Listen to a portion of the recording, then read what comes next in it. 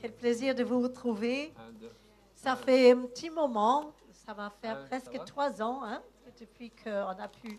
Il a eu le Covid qui est passé, il y a plein de. Voilà, c'est bien. Il a eu plein de choses vous qui sont asseoir, hein. arrivées. Oui, asseyez-vous, je vous en prie. Et peut-être avant d'y aller plus loin, j'aimerais juste mentionner que c'est vraiment par la grâce de Dieu que nous sommes là, surtout pour moi, parce que vous avez remarqué, j'ai changé un peu ma coiffure. C'est pas tout à fait comme sur l'affiche. Mais ce n'est pas que je les ai coupés, mais ils repoussent. C'est la même, hein? Voilà, c'est le même.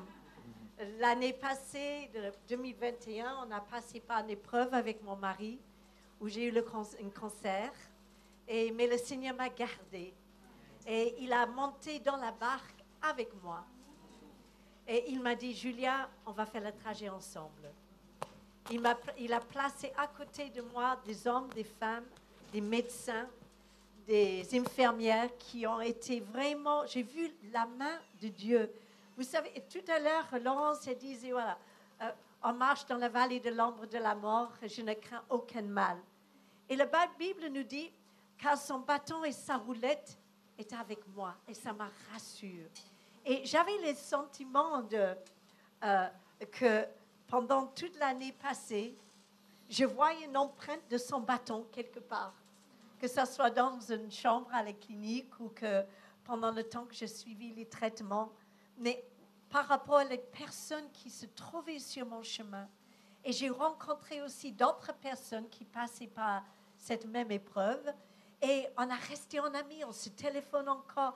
Ils savent que je prie pour eux. Et certaines qui ne croyaient pas du tout. Et j'étais touchée le jour où j'étais en train d'avoir mes soins. Et une personne qui n'est pas croyante me disait, Julia, nous sommes des guerrières.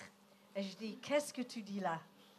Et c'est vrai qu'il faut trouver une force intérieure quand il faut se battre contre un mal qu'on ne voit pas, mais qu'on voit qu'il y a un projet de mal qui est sur notre vie. Mais mon mari et moi, nous avons un verset biblique et on dit souvent, on se rappelle qu'aucune arme forgée contre nous aura un effet. Voilà. Dis-le mieux que moi. Toute arme forgée contre nous sera sans effet. C'est la même chose, mais à l'envers. Voilà. Je traduis. Et je voyais vraiment que l'ennemi l'avait comme une flèche visée sur moi. Et pourtant, Dieu m'a protégée. Il a dit non, c'est pas pour toi cette fois-ci. Il m'a dit que j'allais sortir de cette affaire. Et à partir du moment que j'ai eu cette révélation, parce qu'il faut une révélation de la part de Dieu, eh bien, cette peur, cette crainte dissipée. Et j'ai pu vraiment aller avec une force que je n'imaginais même pas était à l'intérieur de moi. Donc, j'aimerais juste, avant qu'on rentre dans le message, que si vous êtes en train de passer à travers une épreuve, si vous sentez que dans votre santé, vous êtes affaibli, mettez-vous à part, criez à l'Éternel. La Bible nous dit on doit prier, intercéder avec des supplications, des actions de grâce, mais c'est tout un processus.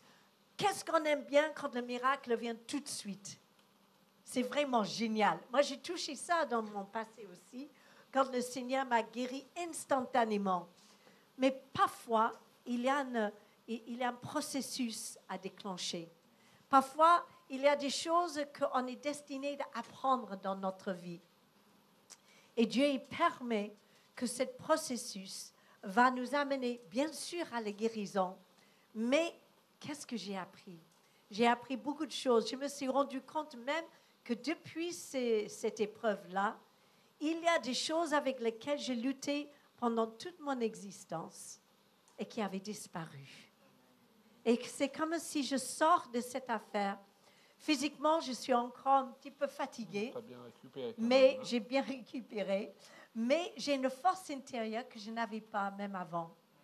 Et je sais, le Seigneur, il m'a dit que j'allais récupérer tout ce que le diable m'avait volé, une chose après une autre. Donc, il faut aussi exercer une patience et une joie de vivre que parfois avant, on prend un peu comme normal. Argent comptant, on peut dire ça. Mais chaque jour que vous avez à vivre, c'est un cadeau précieux. Il ne faut pas le gaspiller. Okay? Il ne faut pas juste dire, oh, mais c'est normal, un jour je ferai ça. Mais vous êtes vivant pour aujourd'hui. Et c'est aujourd'hui, il faut faire ce que vous avez été loin pour être. Alléluia. Et ce que vous étiez loin pour faire. Et gloire à Dieu, aujourd'hui, je suis totalement guérie. Il n'y a plus rien de cancer en moi. Et je ne témoigne pas très souvent, mais c'est parce que vous êtes famille que j'avais vraiment envie de vous encourager ce matin. Ne laisse pas l'ennemi vous faire croire que votre parcours va être plus court que prévu. OK? Parce que Dieu, il va vous garder en vie et en forme en plus, jusqu'à vous aurez exercé tout ce qu'il vous avait oint, tout ce qu'il a placé à l'intérieur de vous. Et je me suis rendu compte qu'il y avait même quelques petites choses que je n'avais pas encore exploitées, que le Seigneur avait placées en moi. Et aujourd'hui, plus que jamais, je veux profiter de ce temps pour mettre ces choses en marche. Et même, vous savez que à 30 ans, 60 ans, 80, 90 ans, pourquoi pas, ce n'est jamais trop tard pour obéir les promesses que Dieu a placées dans notre vie. Merci Seigneur. Donc mettez-vous au travail, ok? Et ne laisse pas votre corps devenir fatigué, ok? Il faut vraiment prendre soin de vous, dans votre corps, dans votre âme et dans votre esprit, et de les garder tous les trois alignés à la volonté de Dieu. Dieu, il est merveilleux. Merci Seigneur, j'ai pu revenir vous voir avec votre sourire. Et aussi, il paraît que j'ai un sourire un peu spécial. Alléluia. Et j'ai l'intérêt de l'utiliser encore longtemps. Donc, soyez bénis ce matin. Alléluia. Et la Bible dit, si aujourd'hui tu entends sa voix, n'endurcis pas ton cœur. Donc nous prions vraiment que les paroles que vous puissiez entendre aujourd'hui vous permettent de rebondir d'à partir où vous vous trouvez dans quelque chose de mieux que Dieu a préparé pour chacun de nous. De mieux en mieux. Alors, une petite page de publicité. Depuis qu'on ne s'est pas vu, j'ai continué à pas mal écrire. Ma dernière brochure, c'est les 7 volontés de Dieu. Quelqu'un posera la question, Dieu il a plusieurs volontés. Eh bien, sa volonté, elle risque de varier en fonction des choix que nous faisons. Amen. Exactement. Dieu veut te bénir, mais si tu décides d'attaquer une banque, la volonté de Dieu sera que tu ailles en prison. Est-ce que vous comprenez? Ça ne veut pas dire qu'au départ, il voulait que tu ailles en prison. Hein? Mais voilà, je parle de 7 volontés différentes dans lesquelles notre vie peut se retrouver. Sur le prophétique aussi. Aujourd'hui, nous avons beaucoup de gens qui disent « L'Éternel m'a dit, Dieu m'a montré, etc. » Enfin, sur Toulon, nous en avons. Peut-être pas sur Paris. Hein? Et lorsqu'on les écoute, on se retrouve dans toutes sortes de galères. Les mêmes dans lesquelles ils se sont mis eux-mêmes. Dans la Bible, nous dit d'analyser toutes choses. Aujourd'hui, plus fort que jamais, nous avons besoin d'un peuple prophétique, mais pas d'un peuple de personnes influençables dans le mauvais sens du terme. Car la Bible nous dit d'analyser toutes choses. Et d'ailleurs, dans ce que nous prêchons ce matin, analyser toutes choses. Et si nous nous trompons dans quelque chose que nous vous annonçons, c'est votre responsabilité de le recevoir. Nous avons besoin aujourd'hui, plus que jamais, d'un peuple mature, et non pas d'un peuple qui dit « Amen » à celui qui a parlé le plus fort et le dernier. Amen. C'est vrai. Et je vous rappelle ce livre « Couple en mission », et on se réjouit vraiment parce qu'on a beaucoup de témoignages de couples qui ont été restaurés à travers ce livre, des personnes parfois qui me disaient avec mon épouse, on a décidé de faire un petit repas en amoureux chaque semaine, et pendant le repas, chaque fois on lit un chapitre différent. Parce qu'il faut qu'on soit deux à entendre les mêmes choses. Alléluia. Et ça me rappelle aussi le témoignage à l'île de la Réunion, un couple qui était en train de se séparer, Et on était en train de faire la réunion sur le sujet du couple, et ils sont tous les deux venus à cette réunion sans savoir que l'autre y venait. Et à cause de ce qu'ils ont entendu pendant cette réunion, à la fin de la réunion, ils ont décidé de reconnecter. C'est beau ça comme témoignage. Alléluia. Voilà. Et si Ça- vous n'êtes pas marié, c'est bien de le lire avant. Ouais. Si vous êtes déjà marié, c'est bien de lire pendant. Et si vous avez vécu des histoires un peu compliquées où ça n'a pas marché, eh bien, il faut le lire aussi. Ça parce que évitera ça de peut refaire vous les aider mêmes erreurs. à Alléluia. reconstruire différemment. Pour Alléluia. bâtir différemment. Même les Amen. célibataires. Alors, le thème que nous avons abordé hier, c'est sur affermir ses fondements. Et nous allons continuer ce matin à travers un message qui s'appelle « Gérer les offenses ». Oh là là! Waouh. Il n'y a personne qui est offensable ici. Un des fondements dans notre vie chrétienne pour pouvoir durer dans la longueur, si je peux dire, c'est d'apprendre à gérer les offenses, parce qu'il y a un piège principal de l'adversaire qui se trouve sur le chemin de notre destinée, et c'est le piège de l'offense. Plus précisément, le piège qui consiste à se laisser facilement offenser. Alors ça peut être entre frères et sœurs, entre églises, entre pasteurs et brebis, entre dénominations, entre mari et femme, entre parents et enfants. Il y a toujours quelqu'un pour nous offenser. Vous avez remarqué? Est-ce qu'il y a des connaisseurs ici? Mais nous finissons toujours par offenser quelqu'un aussi. Si vous voulez vivre une vie de couple sans être offensé, ne vous mariez pas. Alors, l'offense, c'est souvent à petite dose dans les affaires de la vie de tous les jours, mais d'autres fois, c'est un acte particulier, particulièrement blessant aussi, qui nous fait bondir.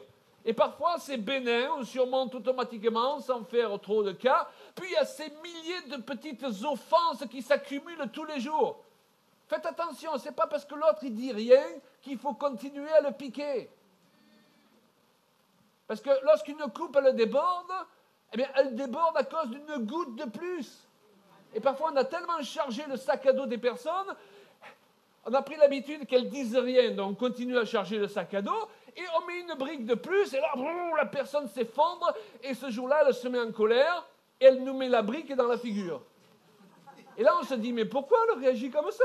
Hier, je l'ai offensée, elle n'a pas réagi. Avant-hier, je l'ai offensée, elle n'a pas réagi. Oui, mais c'est la goutte qui a fait déborder le vase. Donc, arrêtez de piquer les autres, votre femme, votre conjoint, vos enfants, vos parents, votre pasteur, alléluia. Vos brebis aussi, c'est bon pour les pasteurs. On peut avoir des mauvaises attitudes dans nos habitudes. Et on peut avoir la mauvaise habitude d'avoir une mauvaise attitude. C'est important qu'on réalise de comprendre l'autre et pourquoi, comment il réagit d'une certaine façon, pourquoi il dit rien, pourquoi on a le sentiment qu'il nous rejette. Parfois, les personnes sont offensées, mais on est offensé parce que l'autre, ben, il ne s'intéresse plus à moi. Mais pourquoi? Il y a des causes. Et c'est important qu'on arrive à gérer les petits problèmes avant qu'ils deviennent des grands problèmes. Et pour cela, il faut le dialogue et il faut qu'on puisse parler des choses, pas juste pour donner des compliments, mais aussi de pouvoir dire des choses qu'on ne veut pas forcément entendre. Et si on arrive à avoir une relation où on peut dire oui ou non, ou de dire là, j'ai mal vécu ça. C'est difficile hein, de parfois dire ça. Parce on a peur qu'il va nous mal comprendre. Mais il faut absolument qu'il y ait un dialogue entre les deux pour faire en sorte que l'ennemi n'aura pas de prise. Et si chaque jour, on vide la poubelle, eh bien, il n'y a pas de souci. Mais si on le laisse une semaine, déjà, 2 semaines, et on ne parle pas des poubelles amassées, quand ça fait 3 mois, ils ne l'ont pas ramassé. Ça déborde dans les rues et on le sent de loin. Donc, c'est juste des petites leçons parfois de vie. Et il faut pouvoir pas simplement dire des choses, mais de pouvoir entendre. Alléluia. Et aujourd'hui, plus que jamais, c'est un message d'actualité. On l'a mentionné hier. Vous avez remarqué, tout le monde est offensé. On ne peut plus rien dire aujourd'hui. À la télévision, vous avez vu, les gens s'offensent continuellement. On n'a pas dit le bon mot de la bonne façon, dans la bonne phrase. Il faut que nous apprenions à nous placer au-dessus des offenses. Alléluia. Mais il faut aussi que nous veillons à de moins en moins offenser l'autre. Même s'il y aura toujours des offenses et qu'il y aura toujours une raison d'être offensé ou d'offenser quelqu'un. C'est pourquoi le Seigneur nous enseigne l'antidote à l'offense qui s'appelle le pardon. Wouh! Ah oui, la Bible nous dit, heureux ceux qui peuvent supporter des injustices, des petites choses. Donc, il faut qu'on puisse être des bons encaisseurs aussi. Et qu'on laisse... C'est pas grave ça. Elle me dit ça, il me dit ça, mais je ne vais pas prendre en compte. Je ne vais pas le marquer dans mon cahier jusqu'à ce que j'aurai des bonnes excuses de me mettre en colère. Il faut se dire, voilà, c'est pas grave. Et même tirer le bon de l'offense pour pouvoir grandir en maturité. Dans une église, on aimerait que tous les gens soient parfaits, n'est-ce pas? Hein, qu'ils soient comme nous, parfaits. Hein? Comme vous. Parfait. Mais il y a des gens qui ont un caractère plus difficile que d'autres. Est-ce que vous avez remarqué? On ne peut pas les mettre dehors de l'église, parce que l'église, c'est un tout, alléluia. Et peut-être que dans quelques années, ces gens, ils seront meilleurs que toi. Parce que Dieu les aura transformés. Alors peut-être que tu peux aller les trouver et leur dire quelque chose comme « Ma sœur, depuis que vous êtes dans l'église, vous ne pouvez pas savoir à quel point j'ai évolué dans la sanctification. Merci. » Alléluia. Vous savez, il faut un peu d'humour dans la vie chrétienne. Sinon, si on se prend trop au sérieux, on sera toujours offensé. Alors, il y a 3 raisons pour lesquelles nous sommes appelés à pardonner facilement. La Bible nous dit que Dieu est plein de miséricorde. Et il en est plein. La miséricorde, c'est la faculté qui nous permet de pardonner facilement. Et Dieu n'a pas un peu de cette faculté, il en est plein. Donc, si nous voulons marcher sur les traces de Papa Dieu, nous ne devons pas être des gens qui pardonnent occasionnellement, mais qui pardonnent facilement. Alléluia. Cela pour 3 raisons. La première, c'est ce que le Seigneur nous demande de faire. Pardonner aux autres leurs offenses. La deuxième, c'est que lorsque nous retenons aux autres leurs offenses, nos propres offenses sont retenues contre nous. Nous sommes perdants à tous les niveaux.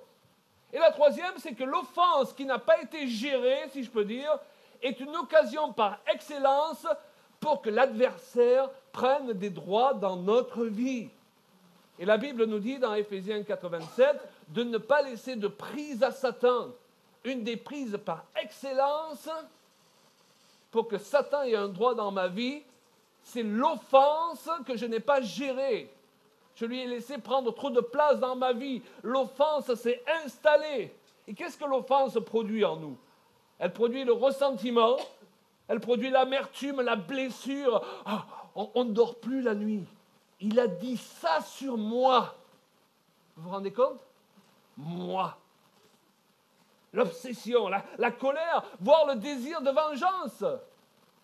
L'offense non gérée nous ôte notre paix. Et chacune des choses que je viens de noter, le ressentiment, l'amertume, les blessures, lorsque ça se développe, justement, eh bien, ça attire à la longue un jugement. Et c'est ce qu'il nous a expliqué dans la parabole, où Jésus parle d'un roi qui remit sa dette à un de ses serviteurs qui lui avait fait du tort. Et au lieu d'agir de la même façon, le serviteur, lui, va exiger avec violence de quelqu'un qui a une dette envers lui, de lui payer. Et comme il ne le peut, il le fait mettre en prison. Et qu'est-ce que nous dit le texte? Alors le maître fit appeler ce serviteur, lui dit, « Méchant serviteur, je t'avais remis en entier ta dette parce que tu m'en avais supplié. Ne devais-tu pas aussi avoir pitié de ton compagnon comme j'ai eu pitié de toi? » Compassion, selon les traductions. Et son maître, irrité, le livra au bourreau, au geôlier, selon les traductions, au tourmenteur, selon les traductions. Aïe, aïe, aïe. Tourmenteur, c'est la meilleure définition qu'on peut donner aux démons. Ça signifie que les démons prennent un droit dans notre vie pour nous tourmenter. D'ailleurs, quand tu en arrives à ne plus dormir parce que tu es obsédé par ce qu'on a dit sur toi, tu es tourmenté. Et c'est ainsi que mon Père céleste vous traitera si chacun de vous ne pardonne pas à son frère de tout son cœur. Wow! Matthieu 18, 21 à 35. De tout son cœur. Vous savez, je me rappelle un jour, le Seigneur m'a mis devant une évidence, la compréhension de ce texte à un niveau supérieur, si je peux dire. Il y avait des personnes dans ma vie et dans mon ministère en tant que pasteur qui j'estimais qu'elles m'avaient compliqué inutilement la vie et le ministère. Est-ce que vous connaissez des gens qui vous ont compliqué inutilement la vie? Ou je suis le seul? Rassurez-moi. Alléluia. Alors, je leur avais pardonné, amen, mais il ne fallait pas me montrer de photos d'eux. Et c'est là que le Seigneur m'a ramené à ce texte. Il m'a dit, relis ce qu'il y a écrit là. S'il ne pardonne pas de tout son cœur. Alors je me suis dit, j'ai pardonné, mais je n'ai pas pardonné de tout mon cœur. Et j'ai décidé de faire une liste de ces personnes et de voir comment avec Julia, on pouvait les bénir. Alléluia. Comment on pouvait les soutenir. Si la personne était missionnaire, si la personne servait Dieu dans un domaine particulier, au lieu de dire qu'elle se débrouille toute seule parce qu'on n'est pas d'accord sur tout, non, comment on va soutenir et bénir cette personne. C'est une chose de dire j'ai pardonné, ça n'est une autre de pousser le pardon jusqu'à aller chercher à bénir. Vous savez, la Bible dit, bénissez vos ennemis, donc à combien plus forte raison, nos frères et sœurs qui ont été désagréables avec nous. Pourquoi je parle de ces choses? C'est parce qu'il faut rentrer dans ces temps dans une nouvelle dimension du pardon. Au lieu d'être des chrétiens qui veulent une vie chrétienne facile, des réunions faciles, des messages faciles et des pardons faciles. Oui, c'est comme de dire à quelqu'un, eh je te pardonne, mais en fait, je garde un souvenir marqué. Mais mon comportement change tant que je n'ai pas vraiment pardonné totalement. Et c'est bizarre comme le pardon, comme vous savez, quand on pardonne, on libère la personne qui nous a offensés, mais surtout on libère nous-mêmes. C'est surtout ce stress de garder toujours un petit quelque chose au fond qui nous nuit et qui peut nous rendre même malades. Et je sais qu'il y a des personnes, avec Claude, on les aime beaucoup, mais le pardon, ça ne veut pas dire qu'on doit continuer de travailler avec. Parce qu'il y a certaines personnes, ils ont une façon de fonctionnement ou une façon d'être qui ne correspond pas avec notre façon d'exercer le ministère. Il y a un équilibre à trouver. Donc, on les libère, c'est très bien, ils font des belles choses et ils touchent du monde que probablement nous, on ne touchera pas. Mais juste parce qu'on le pardonne, ça ne veut pas dire qu'on doit retisser des liens avec. Vous comprenez ce que je veux dire? On va les bénir, mais on peut garder une distance. Mais on peut avoir une amitié avec des personnes qu'on ne travaille pas avec. Nous, on connaît certains ministères, on les connaît depuis très longtemps, 30 ans déjà. Et de temps en temps, on mange ensemble parce qu'on a vécu des choses dans le passé. Mais on fait attention de ne pas invoquer des choses qui pourraient être conflictuelles pour rien. Et on a retissé des liens d'amitié, de respect mutuel et de les honorer dans ce qu'ils font. Et eux, ils font de même pour nous. Et voilà. Ensuite, il y a d'autres personnes, on travaille avec, c'est ça dans le ministère, mais ils ne sont pas forcément des amis étranges. Je crois que de plus en plus, Dieu il veut que pour ce temps dans lequel l'Église est en train d'entrer, c'est que nos relations doivent être basées sur l'amitié, sur une confiance et sur une complémentarité de ministère, mais qu'il y a un respect profond à l'intérieur pour qui l'autre est, même s'il ne nous ressemble pas. Alors, alléluia, pour la variété dans le corps de Christ. Cette offense, Claude, il y a beaucoup de jeunes gens aujourd'hui. Vous avez vu dans la société, oh, on ne me parle pas comme ça. Même les petits-enfants, ils sont à l'école. Ah, maîtresse, on ne me parle pas comme ça. Hein? À la maison, hein? Et où ils ont entendu de parler comme ça? C'est l'exemple de leurs parents. dans cette susceptibilité. Susceptibilité, voilà Oui, un oui, oui. mot dont il faut se rappeler. Il faut le marquer. Hein. Moi, je ne suis pas susceptible. Hein. Non. J'ai jamais été. Hein. Non. Dis-leur. Hein. Non, J'ai l'impression que vous ne me croyez pas, là. Je crois qu'on est tous sensibles dans certains domaines. D'accord? Et il y a d'autres domaines, pas de problème, on peut dire ce qu'on veut, ça ne me change pas, je suis assise en Christ dans ces domaines. Donc, si vous regardez un petit peu dans votre caractère, qu'il y a des petits domaines, chaque fois quand il appuie sur ce bouton-là, et je réagis presque malgré moi. Et d'ailleurs, dans le couple, l'autre nous a fait confiance, il a ouvert son cœur. Amen. Donc, on sait les boutons sur lesquels, si on va appuyer, ça fait mal. Aïe. Et ce n'est pas juste dans les moments où il y a une petite friction d'appuyer sur ces boutons. Parce qu'on sait que c'est ces boutons parce qu'il nous a ouvert son cœur. Est-ce que vous me suivez? Dans ces instants, ne profitons pas. Je sais que... Surtout en public. Je connais un couple, eh bien, ils prennent mal en plaisir quand ils sont devant des personnes.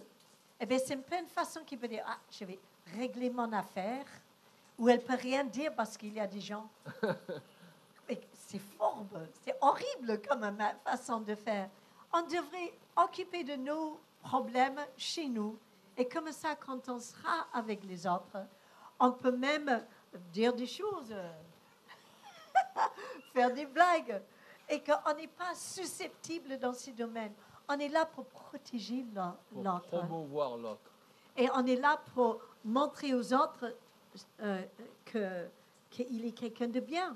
Pas que, en fait, je suis frustrée depuis 20 ans et vous ne voyez pas tous ces défauts comme moi. On est là pour couvrir l'autre dans les domaines où il est faible. Et l'autre est là pour nous couvrir dans les domaines où nous sommes faibles. Et ce que le diable voudrait faire, c'est qu'on s'oppose vis-à-vis des domaines où on est faible. Tu n'as pas compris que c'est facile de faire ça? Mais non, il n'a pas compris ou elle n'a pas compris parce qu'elle n'a pas les mêmes dons que toi. Et il ne faut pas lui parler comme à un idiot.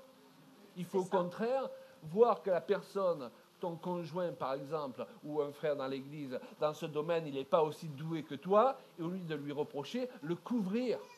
Mais lui, il te couvrira dans le domaine où toi tu es faible. C'est comme ça qu'on avance ensemble. Si on agit d'une certaine façon avec quelqu'un, il agira de même façon avec nous. Allez, c'est comme ça qu'on construit des amitiés.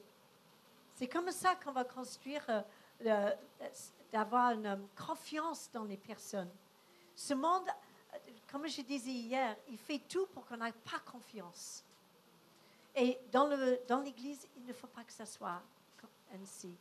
Il faut qu'on ait confiance les uns dans les autres. Et ça, c'est quand on passe du temps et quand on a un dialogue franc et vrai les uns avec les autres. Et on voit dans l'Écriture que l'offense empêchait Jésus même de faire des miracles. Il est dit qu'à Nazareth, c'est vrai, il ne put faire beaucoup de miracles à cause de leur incrédulité, alors qu'il venait de faire des miracles dans tous les villages à travers lesquels il était passé.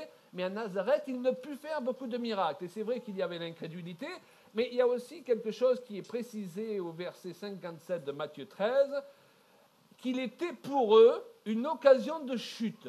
Et j'aime bien une traduction en anglais de la King James qui dit, si on traduit, qu'ils étaient offensés par lui. Il y a toujours des gens pour être offensés par qui vous êtes. Amen.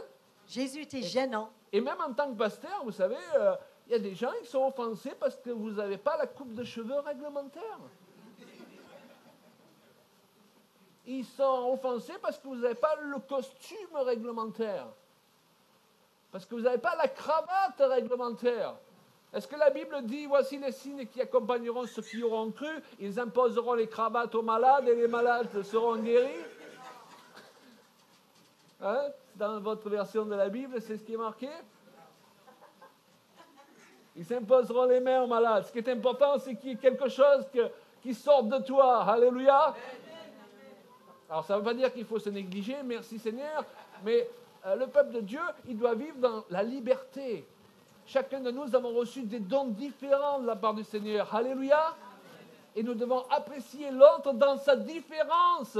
Parce que ce qui importe, c'est que tu as été oint. Alléluia. Ce n'est pas que tu aies l'air de ceci ou l'air de cela, parce que, on l'a mentionné hier, aujourd'hui, nous sommes bien déçus avec beaucoup de gens qui ont eu l'air d'être des grands ministères. Et quand on a gratté derrière, on s'est rendu compte qu'il n'y avait pas beaucoup de répondants. Donc, il vaut mieux d'ailleurs, je dirais, que vous en dites moins. Et quand on gratte, on en trouve plus, plutôt que d'en dire trop. Et quand on gratte, on en trouve moins. Alléluia. C'est très bien ça. Ça va, chérie? Oui. Très bien.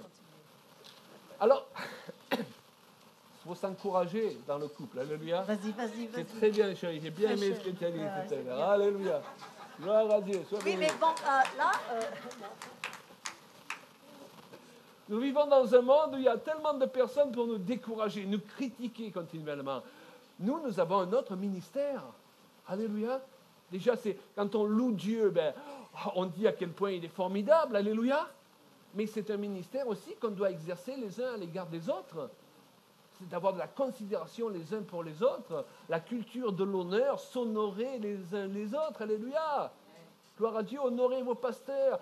Merci frère, merci pour ce message, merci pour ce que vous m'avez apporté, ou un frère, une sœur, merci pour ce petit mot sur Facebook là qui m'a fait du bien. Alléluia. Au lieu de toujours ces critiques, on trouve beaucoup de chrétiens justement sur les réseaux sociaux, toujours en train de tout critiquer. Il faut perdre l'habitude d'être contre tout. Notre message, ce n'est pas d'être contre tout, c'est d'être pour. Pas pour le péché, mais pour Jésus. et pour les gens. Et pour les gens, bien sûr qu'on n'est pas pour l'homosexualité, mais on est pour les homosexuels, on n'est pas contre eux. On veut qu'ils soient bénis, on veut qu'ils soient transformés, on veut que l'Esprit Saint les visite. Il faut qu'on leur donne l'impression qu'on est pour et non pas qu'on est contre. Amen. Et de dire merci, c'est rare aujourd'hui. J'étais dans un magasin et je suis allée remercier quelqu'un qui m'avait aidé d'une façon particulière. Je dis, ah bon? Ah ben, merci de nous dire merci. C'est quelque chose de rare d'être reconnaissant pour les services que les gens nous rendent dans le monde. C'est très important. Si vous êtes soigné par des personnes, n'oubliez pas de les amener un petit cadeau, de les remercier, et vous verrez les visages transformés. Nous, merci Seigneur, on a eu un petit problème il n'y a pas longtemps. On a oublié un ordinateur dans un train. Et par la grâce de Dieu, on a récupéré. Miracle! Hier, avec Et notre sœur Laurence. voilà, c'est ça. Et en fait, quelqu'un, il a pris le peine de chercher. Il nous a trouvés parce qu'il y avait mon nom qui était écrit sur l'ordi. Et donc, il nous a cherché. Vous n'aurez pas perdu, etc., un ordinateur. Oh là là, qu'est-ce qu'on était content. Il a posé ça à la gare de Lyon, etc., qu'on a récupéré hier. Mais quand je lui ai dit merci tellement, etc., il a dit, mais ça fait deux personnes heureuses, autant vous qui récupérez et moi, parce que j'ai pu faire une bonne action. Et j'ai senti qu'il prenait plaisir de faire du bien. Et nous, il faut qu'on aide les personnes de prendre cette habitude de faire du bien. Et comment on peut le faire? C'est en le faisant déjà nous-mêmes. Une bonne action. Quelque chose dans le supermarché tombe d'un rayon, eh bien, on ne passe pas comme ça. On le prend, on le remet à sa place. On marque la différence. Alors, oh, merci. Il y a quelqu'un qui vient en courant. Dit, oh non, c'est à moi. Non, on peut le faire. On n'est pas juste être servi dans ce monde. On est au service. Alléluia. Et d'être au service du Seigneur va nous amener de servir ceux qui nous entourent et ceux qui ne connaissent pas le Seigneur. Quand ils voient cette attitude, waouh, d'un coup, eh bien, l'amitié commence. D'un coup, il va dire, waouh, ça c'est quelqu'un de valeur. Et d'ailleurs, lorsqu'on est allé chercher l'ordinateur hier, ah oui, c'est vrai, juste devant nous, il y avait quelqu'un qui parlait mal au monsieur. Alors, et le monsieur, il était là, il était saturé. Et quand Julia est arrivée, elle lui a fait un beau sourire. Et il lui a dit, ah, ça fait plaisir de vous voir, madame, alors qu'il ne la connaît pas. Il a dit, merci, ça fait du bien d'avoir des gens gentils. Et il lui a dit, ça fait du bien d'avoir des gens gentils, alors qu'elle n'avait pas encore ouvert la bouche. Amen. Donc nous sommes dans ce monde pour être un témoignage de l'amour du Père. Alléluia. Que la gloire du Seigneur il se révèle à travers chacun de vous, pas simplement dans ce que vous dites, mais chaque fois que vous êtes simplement quelque part, vous devrez briller au milieu de la ténèbre. Amen. Amen. Alors, comprenons qu'il y a différentes sortes d'offenses et différentes raisons qui font que nous pouvons nous laisser offenser facilement. Il y a des offenses qui sont la conséquence, on l'a dit tout à l'heure, de notre susceptibilité. Et dans ce cas, le problème, ce n'est pas l'offense. Le problème, c'est notre susceptibilité. Ce n'est pas la même chose. Quand on est susceptible, on se retrouve offensé, même lorsque les gens n'ont rien fait pour nous offenser. Vous avez remarqué, il y a des gens, vous faites en sorte de ne pas les offenser, ils se rendent compte que vous faites en sorte de ne pas les offenser, ils sont offensés de ce que vous faites en sorte de ne pas les offenser. Mais pourquoi vous parlez de manière avec moi? Vous pouvez me parler. Donc si vous êtes facilement offensable, mais je sais qu'il n'y en a pas ici, le problème, ce ne sont pas les autres, c'est vous. C'est à vous de faire un travail sur vous-même. Vous savez, il y a beaucoup de gens, on ne peut rien leur dire. Ah, la femme est toujours là, ou attention, papa il va s'énerver, il ne faut pas que l'enfant fasse trop de bruit. Papa il est toujours prêt à démarrer au quart de tour. Hé papa, tu as un problème.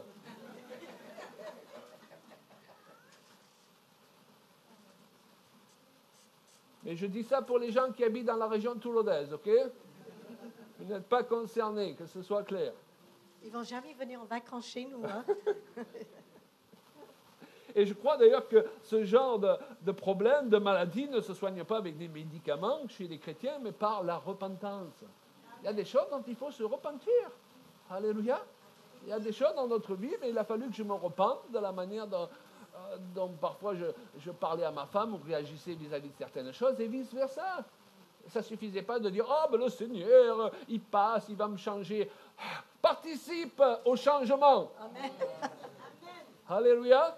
D'ailleurs, le mot repentance, ça signifie changer de mentalité. Ça signifie aussi, selon les traductions, lorsqu'il est marqué « repentez-vous », selon les traductions, il est simplement mis « changer ». Alléluia.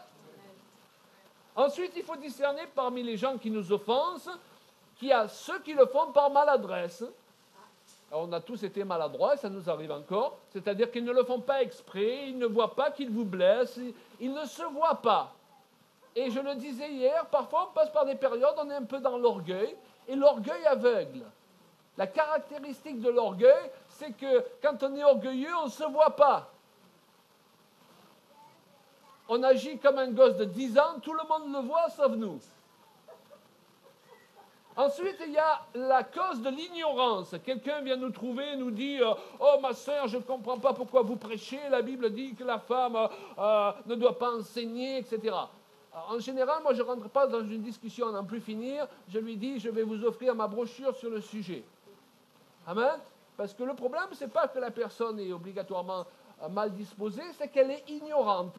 Et beaucoup de gens, ils ont été instruits dans l'ignorance depuis des années dans les églises. On leur a sorti des versets de contexte, des versets mal traduits, et on a bâti des doctrines sur ces versets qui sont des doctrines fausses. Et je voudrais vous dire, j'ouvre une parenthèse, que les doctrines fausses ne sont pas toujours celles qu'on pense.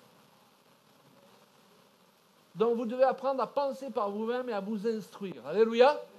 Et ne pas croire tout ce qu'on vous balance du haut de l'estrade ou dans n'importe quel livre. Vous êtes responsable des livres que vous lisez, de ce que vous prenez dedans.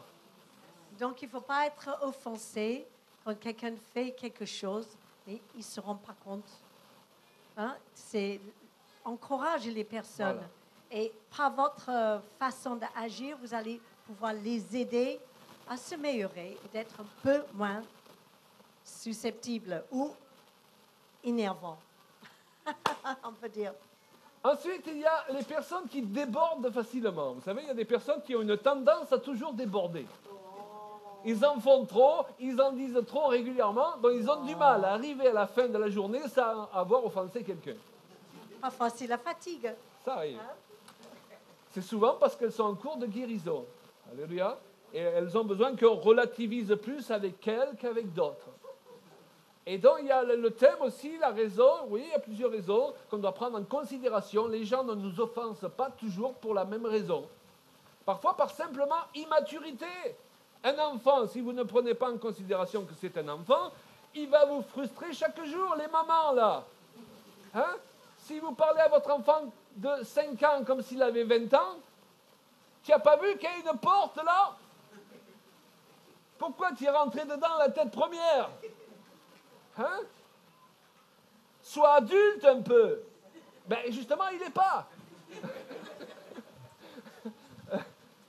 Par contre, on peut l'aider à grandir en maturité, avec la patience. Et heureusement que des gens ont eu de la patience vis-à-vis de chacun de nous. Alléluia. Oui, Heureusement que ma femme a eu de la patience avec moi. Et que j'en ai eu avec elle. Alléluia. c'est comme une maman qui essaie de faire la cuisine et le gamin, il essaie de l'aider. Non, je vais aider. Allez, pousse-toi de là. Non, mais je vais aider. Mais il ne fait pas exprès, mais qu'est-ce qui peut être énervant? Hein? Et donc, il faut... regarde, je vais... voilà, te donner la cuillère, tu fais ton gâteau de ce côté, moi je vais faire le mien de l'autre côté.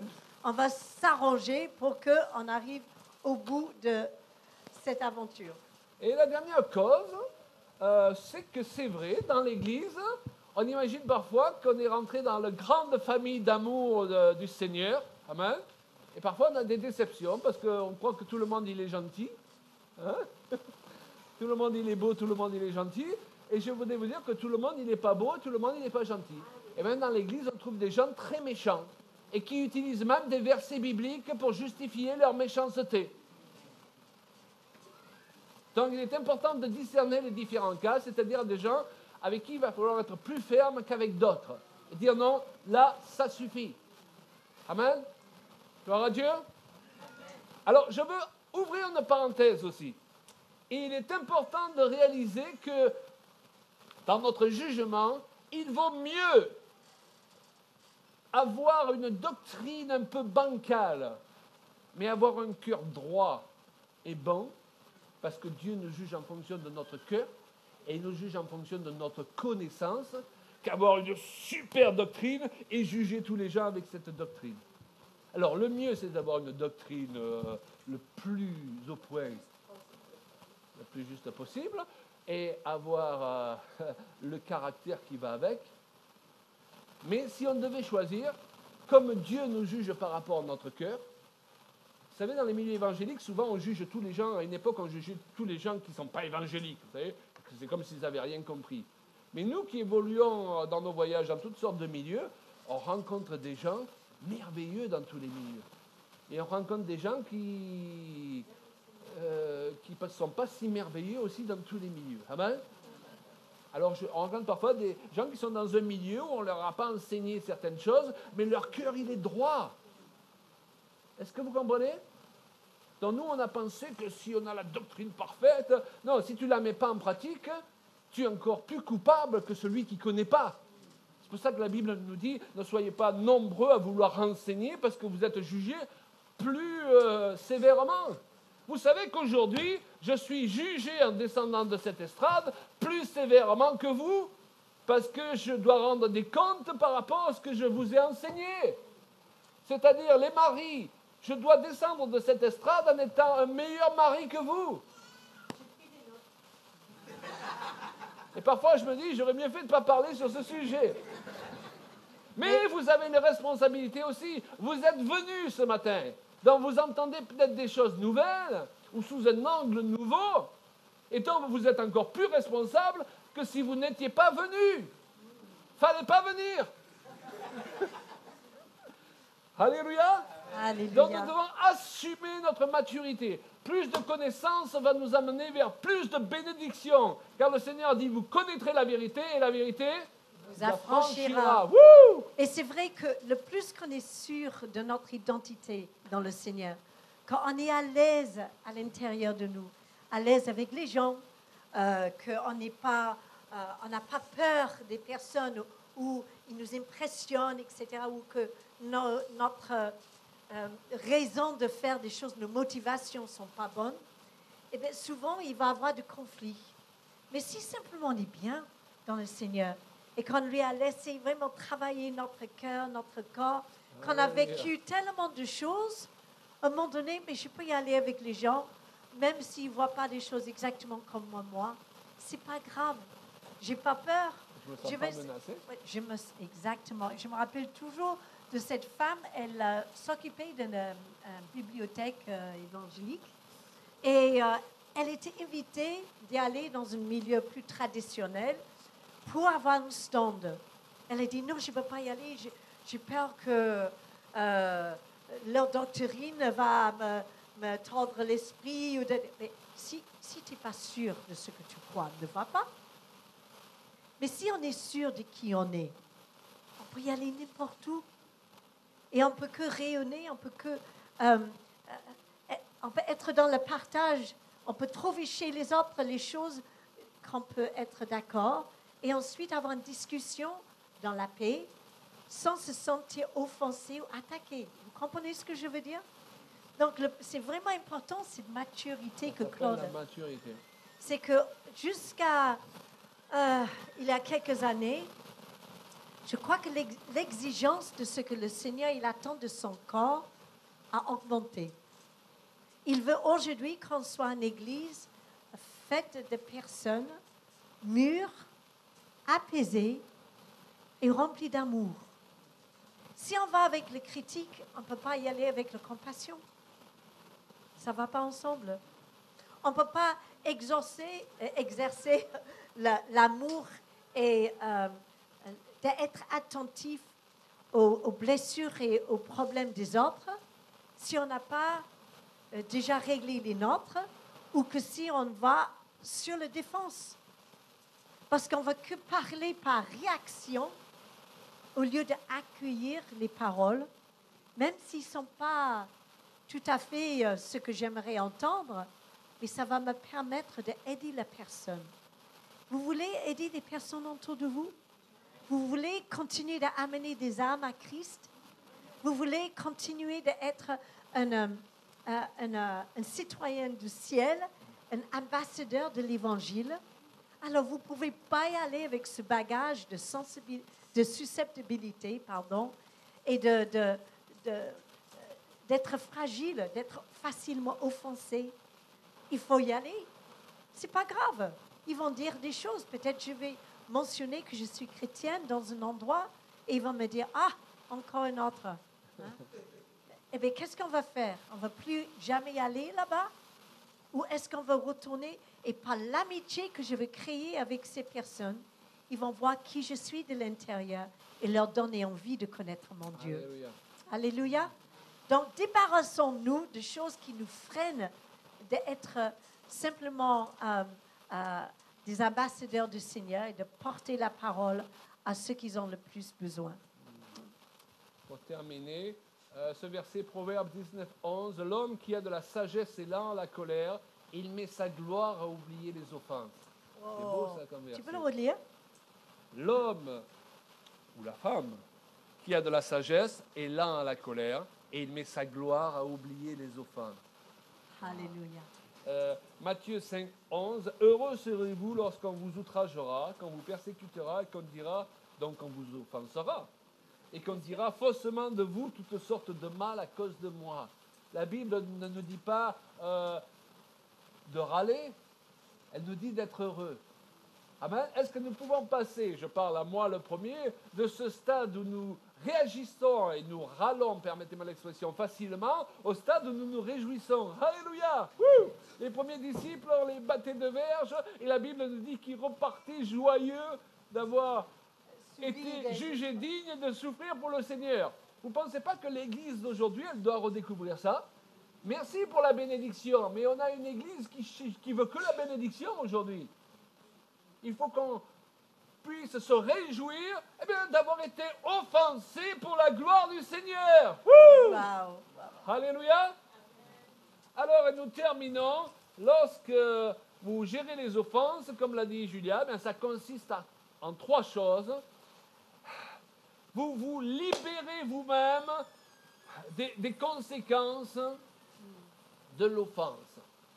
Vous vous libérez du fait d'être tourmenté la nuit. Donc, la Bible nous appelle à dédramatiser. La Bible dit, par exemple, ne fais pas attention dans l'Ecclésiaste à tout ce qu'on dit sur toi, parce que des fois, tu vas te rappeler que toi-même, tu as parlé sur les autres. N'est-ce pas? Donc, dédramatisons.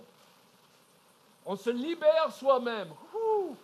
Donc peut-être que certaines personnes sont venues dans cette salle ce matin et vous avez été offensés. Peut-être ce matin, en vous levant, peut-être hier soir, vous avez remarqué que lorsqu'on a un culte le dimanche, le diable il commence à travailler le samedi. Hein?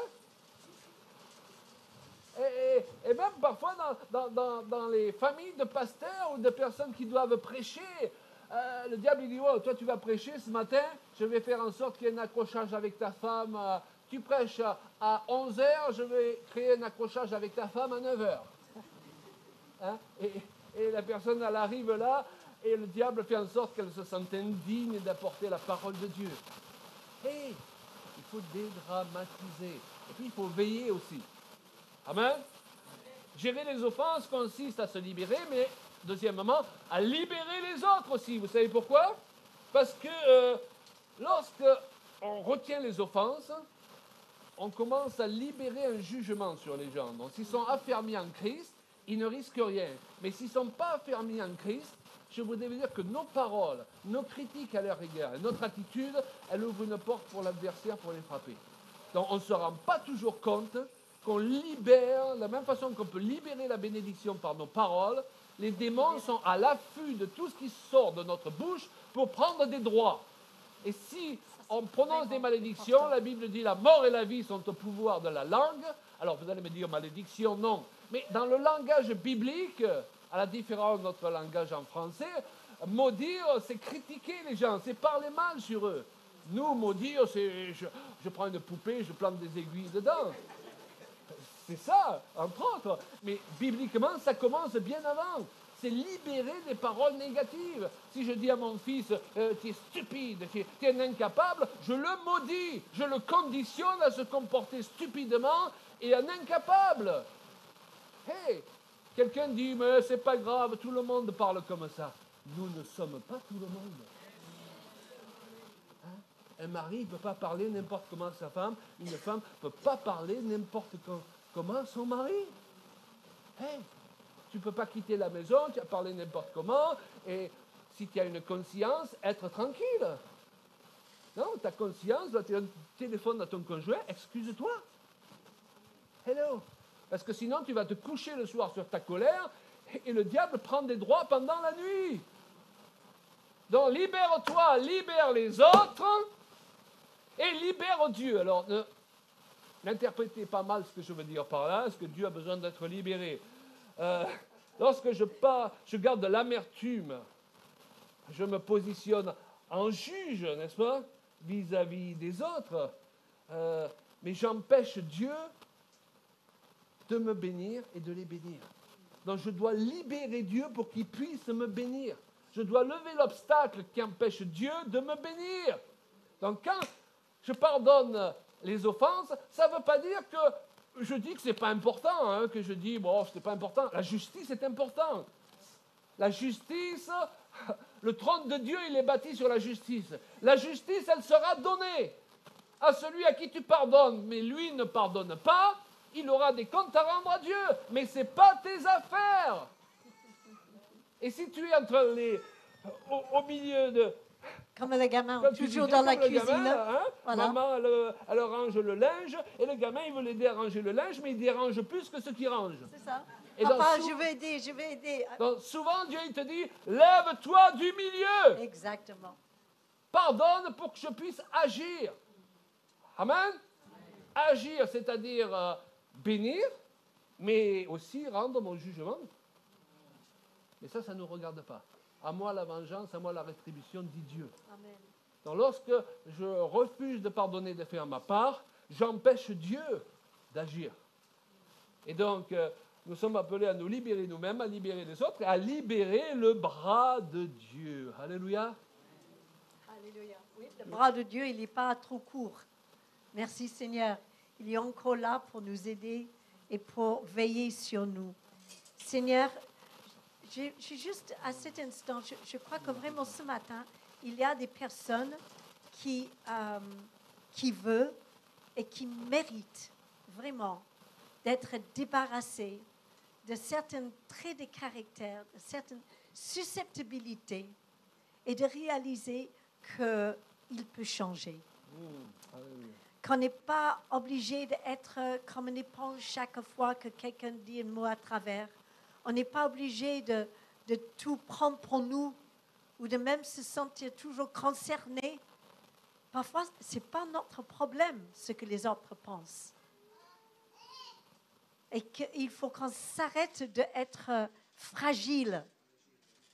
Qu'aujourd'hui, vraiment, le Seigneur, il vous dit ce matin, tenez-vous debout, voilà, secouez-vous un petit peu, voilà, débarrassez-vous de la poussière, débarrassez-vous des mots que d'autres peuvent prononcer et qui vous gardent en otage. Que ce matin, eh bien, il y a des personnes qui vont... C'est le temps de se lever la tête, de relever la tête et de trouver un bien-être, d'être assise en Christ. Alléluia. Hier, on a parlé d'être enraciné, fondé dans l'amour de Dieu. Mais ce qu'on veut, c'est que dans cet amour, eh bien, il peut nous remplir jusqu'à toute la plénitude de Dieu. Et quand on est rempli de Dieu, il n'y a pas la place d'être offensé. Merci Seigneur. J'ai prié pour ces personnes. S'il y a des domaines dans nos vies, Seigneur, même des endroits où on est encore un peu fragile, c'est encore, c'est pas totalement guéri. Mais Seigneur, je prie pour cette guérison maintenant au nom de Jésus. Je prie que tu tends ton bras et qu'on puisse trouver un refuge à l'ombre de tes ailes ce matin, pour qu'on ne se sente pas vulnérable, mais qu'on soit fortifié et construit dans notre être intérieur, afin que Christ habite dans nos cœurs par la foi. Et à cause de cette habitation divine, eh bien, on peut se tenir face à ce monde et les insultes qui se trouvent parfois, face à des moqueries, face à des jugements, face à des regards qui nous jugent.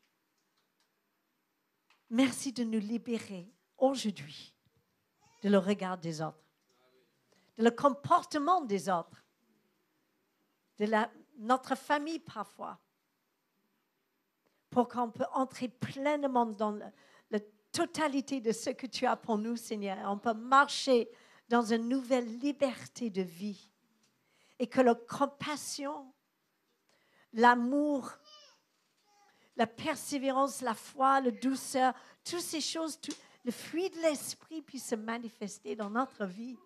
Alléluia. Merci, Papa.